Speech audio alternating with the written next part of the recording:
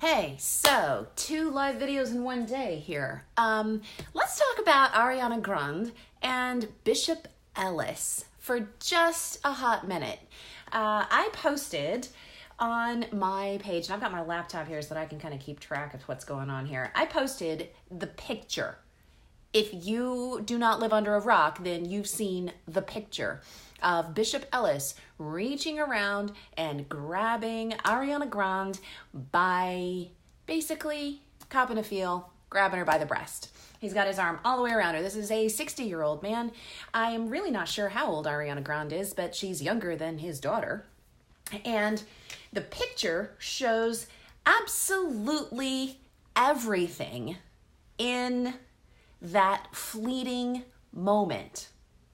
So I posted this picture, and here's what I said on my Facebook page. Look at this. Look at the eyes. Look at the body language. This is a leer of a predator marking prey. And the prey has that deer in the headlights look that says, is this really even happening to me right now? It looks to me like Ariana Grande is desperately trying to figure out whether to fight or flee, but it's kind of hard to decide what to do because she already froze, which is actually really, really, really normal. It's really common. That's what happens. This is a form of sexual assault in plain sight, and it's probably not the first time Bishop Ellis has gotten away with this. He just maybe didn't do it on live television before, where reporters were snapping pictures. So I posted this, and it currently has a whole bunch of comments. Some people saying she should have slapped the snot out of him. Other people saying, I can't understand why he's doing that. He's a pastor. And other people saying, it's her dress. It's all about the dress. Okay, so let's talk this through a little bit. We're at the funeral. She's at the funeral of Aretha Franklin, right? So no young star wants to make a scene at a funeral. And she probably didn't get dressed this morning saying, I'm planning to go get sexually assaulted on the platform by the pastor at Aretha Franklin's funeral today. That's my plan, and I'm going to be okay with it. I'm going to roll with it. Yeah, I don't think so. So if you watch the video now, the video, not just the picture, the picture says enough. But if you watch the video, you can see that first he makes this belittling comment about her name, and he compares her to a Taco Bell fast food item. I mean, that's demeaning. That's it's such poor taste. He belittles her, he knocks her down, and then he reaches around and grabs her breast. Now, I'm just going to put myself in her shoes. Obviously, I haven't sat down and had a chat with Ariana Grande. Ariana, if you ever watch this video or you read any of the comments and you want to have a chat about it, I would totally do that with you. But, haven't done that yet. So I'm just going to put myself in her shoes as a woman. And by the way, if I see a whole bunch of people just got on, hit share and let other people join in this conversation because we are talking about really, really, really, really important stuff right now. And if you're here with me, hit one of those little like, comment, heart thingies down at the bottom. Emojis, that's what they're called. Yeah. So she's there, she's focused on performing. Then he insults her name, compares her to a fast food item. She's embarrassed. She's taken off guard. She's trying to maintain her composure because she's there to perform, right? She's there to do a job. That's what she is there for. She's not a member of his congregation. She's not a member of this church. She's a performer, an entertainer, an artist who's there to do a job. And she's trying to manage the situation without creating a scandal. If you watch her, I noticed one of the comments on my page where I posted the picture. One of the comments says, well, she's got her arm around him, so clearly she doesn't mind. But no, if you watch, she doesn't just have her arm around him. She's using that arm to create space. She is managing the situation and trying not to create a scene. Now, women, if you are watching, let me know if this has ever happened to you. I want to see like a flurry of your emojis. If this has ever happened to you, send me something on the comments or drop a thing right there, right now. She's trying to figure out, I'm just telling you, as a woman, I've been through stuff like this. She's trying to figure out what's he gonna do next? How do I maintain my composure? How do I not make a scene? Because she's in a terrible catch-22 kind of situation. The back of her brain, I guarantee it, the back of her brain is on overdrive. She's trying to figure out whether to fight or to flee, but the problem is that she's already frozen. She's like her limbic system, and she's like in overdrive in the back of her mind, like, what do I do? What do I do? What's he going to do next? Is he actually going to take this further? Can I stop right now? Maybe it's not going to get any worse. Maybe, because see, here's the thing. When you're in the moment, it's so easy for everybody that's like watching and looking at the picture and sees how bad it is. It's so easy for everybody else to be like, woo, oh, she should have slapped him. She should have pushed him away. She should have called him out. You know what? Let's break that down. Let's look at what actually would have happened if she had done that. Let's say when he first insults her name, is that when she should have pushed back on him? Would that have been appropriate to say, I'm sorry, your joke is in bad taste? You know what would have happened? She would have been crucified by all the media and all her fans for acting snotty at Aretha's funeral. The antithesis of giving respect. Okay, so she couldn't push back yet when he insults her name and compares her to a fast food item, even though it's in poor taste, because her response would have been considered far more poor taste than his bad joke. Now, then, when he first puts his arm around her, well, maybe it's not so bad, right? Maybe he's not going to do anything else. By the time he's got his hand up, pulling around half of her side boob, she's already trying to figure out, how do I just get this done? Maybe he'll just stop talking. So she's using her arm, creating space. Yes, I realize I'm hyper-analyzing. This is how my brain works. That's what I do. She's using her arm to create space, and she's trying to figure out what is the path of least resistance. How can she manage this situation to get out of it a little without creating a scandal? And I guarantee you that is one of the first things that goes through every woman's mind is, nobody will believe me. And how do I minimize the damage? How do I minimize the fallout? Reaching up and slapping the guy is really not a viable option when you're already feeling frozen, when you're hoping it will just end, when you don't know that he's actually going to grab your boob the next second. And besides, she's on the platform in a church with the world watching. She doesn't want to, like Caitlin just said, she's trying to manage a very public situation. She doesn't want to be the performer that created a scandal at Aretha Franklin's funeral. She would never be forgiven that. So come on, to everybody who's like, she couldn't have just slapped him. It's so normal and common to just feel like you're gonna freeze and then just be trying to get through it till the end of it. So here's the thing. When you're not really sure it's gonna, like, what's happening next, you don't have the benefit of hindsight. Everybody who's sitting there with her armchair critics that's saying, she should have done this, she should have done that. Well, you know what? You get to see how it all played out, and then you get to give your criticism. She didn't have that chance. So here, think about it. You don't know if he's going to take it any further. If she reacted too soon, she looks paranoid and jumpy. If she reacts too late, everybody gets to say, she didn't react fast enough. She must have been enjoying it. She's just crucified either way. She's on the platform. She's there to do a job. She's attending a funeral, and he's the pastor. So this is a thing we haven't even talked about yet. He's the pastor, people. She's not expecting the pastor to grab her boob. He's the pastor. He's a pastor. He's a leader. He's probably at least 3 times, or not at least, but close to 3 times her age, 2.5 times her age. He's the pastor. Now, side note, if this pastor, despite his kind of tepid apology,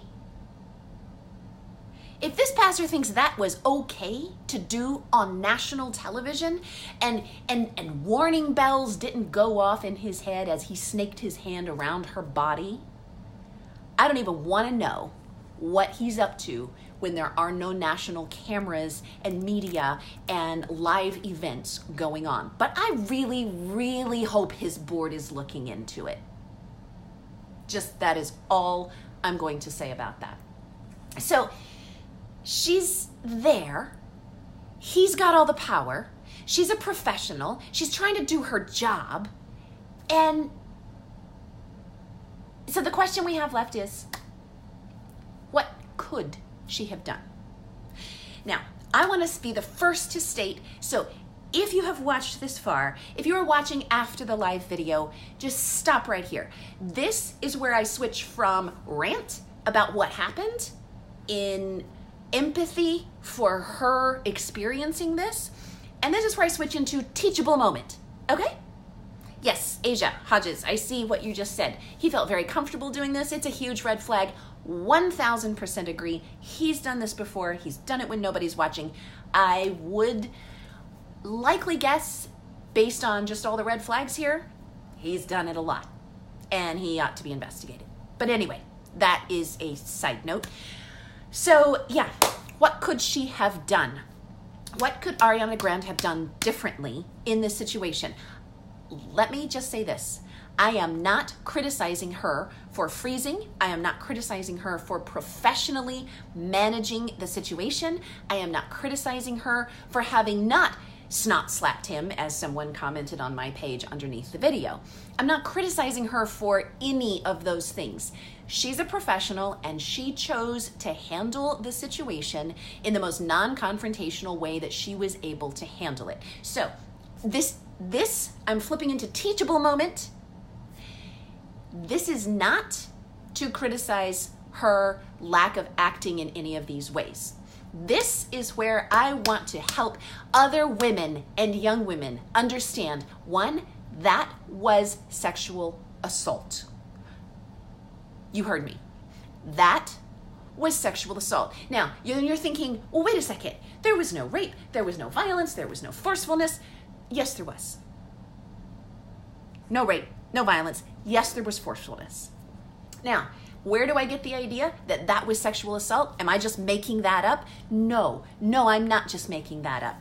RAINN is the nation's, North America, the United States of America's largest anti-sexual violence organization. So just before I got on this video, I went to their website to make sure that I would be okay if I was calling this a specific type of name. What is sexual assault? Sexual assault refers to sexual contact or behavior, and I am actually reading this off of their website, without the explicit consent of the victim. Grabbing a woman's breast without her explicit consent, much less grabbing it over her clothing as a performer in a professional environment in front of the entire world, watching on live television on the platform of your church, qualifies for unwanted sexual contact. Some forms of sexual assault can include attempted rape, fondling, or unwanted sexual touching. That is this one right here. It can also include forcing a victim to perform sexual acts, etc., and worse things, stronger things, known as rape and other things. But it does not have to be rape to be sexual assault. So that is the first point that I want to make. Just because someone didn't actually rape you, just because someone didn't forcefully, physically hold you down and make you do something, does not mean that it wasn't sexual assault. It doesn't mean that it was okay. So we have to establish that. This was sexual assault in front of the world, and she was expected to just laugh and go along with it. And he was the pastor. Now, side note, I just did a video earlier today that talked about data from a study in 1984 that said up to half of pastors back then admitted sexual interaction outside of their marriages. Up to half. That was 1984. How much more now in the world's current climate? So it's the people who've left comments on my page saying, I can't believe a pastor would do this. I can believe a pastor would do this. It breaks my heart. It is sad, but I can believe that it happens. Now, so teachable moment. Let's get on with that. First, we have clarified this was sexual assault. Here are some things that could have been done, not criticizing Ariana Grande for not doing them. Here are some things that could have been done quietly, without making a scene, without ever dropping her professional smile. And hey, we've got a whole bunch of new people on here, so if you hit share and say something underneath, even just like, hey, I'm here, that's super awesome. And it will spread the word so other people can have this conversation, we can understand this stuff better. Things Ariana Grande could have done, or you could do if you were in a similar situation.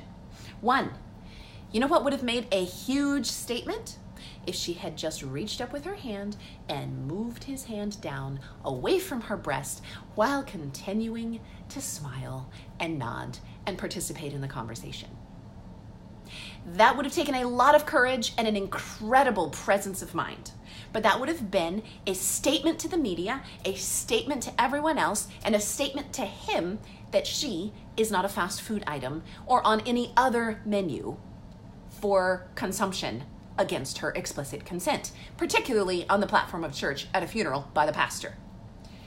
She could have just reached up, moved his hand away. Second, for all the people who say she should have just called him out right there. Yeah, she could have. I think she would have been absolutely skewered by everyone for it because, you know why? Because we wouldn't have seen his actions fully play out. If she stopped him before his actions had fully played out, no one would have realized just how far he was willing to go. And the fact that she didn't say anything actually showed us more of his true character. That doesn't make it nicer as a situation, but we get to see what he's made of. So, but she could have just looked him in the eyes and smiled and in a professional way just said, please take your hand off my breast and I'm not a menu item at Taco Bell. And then she could have just gone right on with her program. I don't think that would have been a wise thing to do. I think it would have garnered her a lot of negative publicity, but it would have made a statement. So that would have been an option. Real subtle, she could have just reached over and stepped on his foot with her heel. Kind of passive aggressive, but it might have done the trick. She could have taken a couple of steps over to the side, but it would have looked awkward. And then again, the audience and the media would not have gotten those pictures, would not have seen how far he was willing to go. So they would have assumed, yeah, she was being a drama queen, that she just was like being paranoid, that she was unfriendly, that she was stuck up, that she was bitchy. Excuse my French, it applies. So pretty much anything that she could have done in the moment would have carried a great risk of an outpouring of criticism because everyone would have said, but he's the pastor, he wasn't going to do anything. And instead, we've actually seen it play out and saw, yeah, he actually was going to do something. So all of these are in retrospect and hindsight, and maybe they will help someone else who's going through something similar that is not a performer on live television at Aretha Franklin's funeral. But regardless, even if you've had this happen to yourself and you froze and you did nothing, that doesn't change the fact that it was sexual assault. That doesn't change the fact that it was against your will. And oh, by the way, to everyone who is lashing out at her dress, okay, let me just say this. It is not about the dress. I am a woman who teaches my daughter about modesty. I seek to maintain modesty for myself. But you know what, people? This is not about her dress. Would I have chosen to wear that dress? No. Would I have wanted my daughter to wear that dress? No. Would I wear that dress to anywhere else? For those who were just like, well, it was inappropriate for a funeral. No, actually not just probably, I wouldn't. That's not something I would be comfortable wearing. But it doesn't matter. Do you know what Jesus did when he saw a woman who wasn't fully clothed and was being leered at by men? He scolded the men. He said, if your eye offends you, gouge it out. He said, you're better than that. You can control yourself. You have a higher standard than that.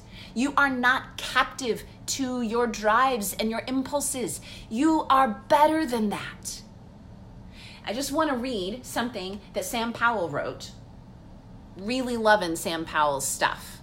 So look him up on Facebook if you can, because I am not able to tag him in a live video.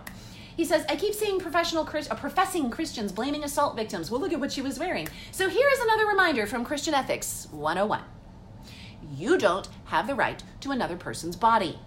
Bishop Ellis did not have the right to Ariana Grande's breast. Period. Don't care what she's wearing. It doesn't matter what she's wearing. It doesn't matter if she had something to drink. Irrelevant in this particular thing, but I'm reading Sam Powell's quote. People say, but what if she was naked? Well, when Jesus said, when I was naked, you clothed me. That is Christian ethics. I'm not saying he should have covered her up. I'm saying he should have controlled himself and not treated her like a menu item.